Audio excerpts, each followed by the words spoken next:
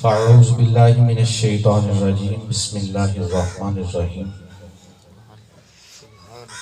یا ایہا النبی اذا جاءک المؤمنات یبایعنک علی ان لا یشرکن باللہ شیئا ولا یسرکن ولا یزنین ولا یقتلن اولادہن ولا یأتین ببہتان یفترینہ بین ایدیہن وارجلہن ولا یعصینک فی معروف فبایعہن واستغفر لہن اللہ ان اللہ غفور رحیم۔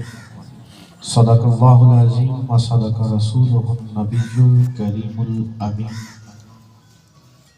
صلو علی الحبیب با آواز بلند حضور کا علیہ السلام کی بارک تسمی ہدیہ درود السلام پیش کریں۔ الصلاۃ والسلام علیک یا سیدی یا رسول اللہ۔ فرمان مصطفیٰ صلی اللہ علیہ وآلہ وسلم ہے، ہر چیز کی ایک خوبصورتی ہوتی ہے۔ کائنات پھر کے دیکھ لیں، انسان کے ضمیر کا تقاضا یہی ہے کہ جو خوبصورت چیز ہے وہ اس کے دل کو ضرور لگتی ہے۔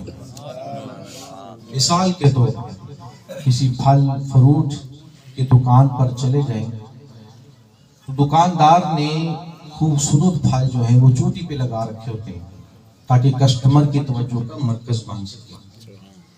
کسٹمر آیا، اسی نے وہی خوبصورت پھل، وہ اپنی بھی کوشش کرتا ہے، لیکن جو کسٹمر آیا ہے اس نے وہ پھل اٹھا کر دکاندار کو دینے، اس نے لیے اور اس کو دے دیے۔ اب دکاندار نے دوبارہ پھر انہی پھلوں میں سے جو اسے خوبصورت پھل لگتے ہیں ان کو وہ چوٹی پہ لگا لیتا ہے۔ اسی طرح سارا دن یہ سلسلہ چلتا رہتا ہے۔ سبحان اللہ۔ ہم جو محفل پاک میں اگر یہ گھڑیاں میسر ہو جائیں تو ان گھڑیوں کو غنیمت جانیں، معمولی مت سمجھیں۔ اور جس محفل میں ہم آج بیٹھے ہوئے ہیں یہ محفل اصالِ ثواب کی محفل ہے، اور ہم اپنی زبانوں سے کلمات ادا کرتے جائیں گے، ہمیں بھی فائدہ ہوگا اور جس کے لیے آئے بیٹھے ہیں اسے بھی فائدہ پہنچے گا۔ اور میرے آقا علیہ السلام آپ نے فرمایا کہ ہر چیز کا حسن ہوتا ہے، اس محفل کا بھی ایک حسن ہے، وہ حسن کوئی اور نہیں، پیارے آقا کی ذات پر کثرت کے ساتھ درود پاک پڑھنا۔ میرے آقا نے فرمایا کہ تم محافل میں بیٹھ کر کثرت کے ساتھ درود پاک پڑھتے جاؤ گے، رب کریم تمہاری محافل میں نور پیدا فرماتا ہے۔ اور یہ نور کام کب آئے گا، اس کا فائدہ کب ہوگا؟ جب انسان مرتا ہے، رشتہ دار دوست احباب دفنانے کے لیے لے جاتے ہیں، قبر میں رکھ کر اوپر مٹی ڈال دیتے ہیں، پھر ایک سوئی کے نکے کے برابر بھی ایک ذرہ بھی نہیں چھوڑتے۔ جب ہر طرف اندھیرا ہی اندھیرا ہو جاتا ہے، اس وقت اللہ رب العالمین حکم فرشتوں کو فرماتا ہے، فرشتوں یہ بندہ جو کائنات میں میرے محبوب پر درود پاک پڑھتا رہا ہے، اس درود پاک کو نور کی شکل میں اس کی قبر پر اتار دو۔ جیسے ہی وہ نور قبر میں اترتا ہے، جو ہر طرف اندھیرا ہی اندھیرا ہوتا ہے، ہمارا درود پاک پڑھنے کی برکت سے اللہ رب العالمین اس اندھیری قبر کو روشن اور منور فرما دیتا ہے۔ اس لیے باواز بلند اونچی آواز کے ساتھ کثرت کے ساتھ پڑھیں، الصلاۃ والسلام علیک یا سیدی یا رسول اللہ۔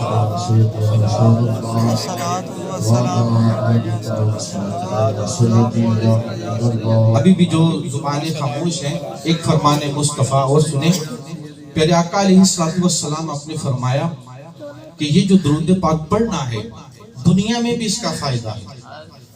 دنیا میں فائدہ کیا ہے کہ جو درود پاک کی کثرت کرتا ہے اللہ رب العالمین اس کے دل کو بھی نور بنا دیتا ہے، اس کے چہرے پر بھی نور نازل فرماتا ہے۔ آواز بلند پڑھیں الصلاۃ والسلام علیک یا سیدی یا رسول اللہ، الصلاۃ والسلام علیک یا سیدی یا حبیب اللہ، الصلاۃ والسلام علیک یا سیدی یا خاتم النبیین وعلی آلک و اصحابک یا سیدی یا رحمت للعالمین۔ اللہ رب العالمین نے ہمیں یہ آج چند گھڑیاں بیٹھ کر ذکر خدا اور ذکر مصطفیٰ کرنے کی توفیق عطا فرمائی۔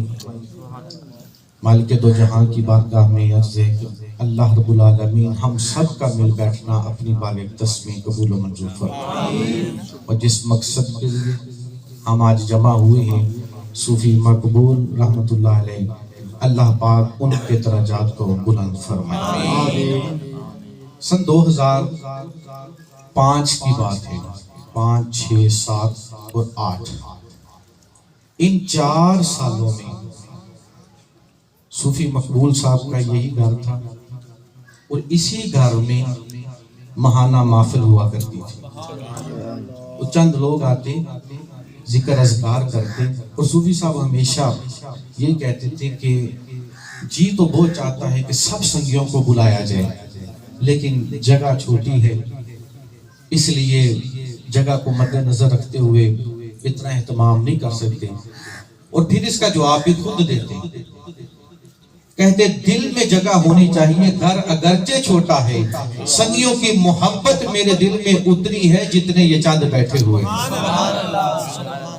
اور اللہ پاک نے جو ان کو منصب عطا کیا ہے، یہ ہم سب کو منصب ملا ہے، لیکن ہم اس منصب کو سنبھال نہیں پا رہے۔ یہ ذکر خدا کرنا، ذکر مصطفیٰ کرنا، یہ کوئی عام بات ہے؟ بہت بڑی بات ہے۔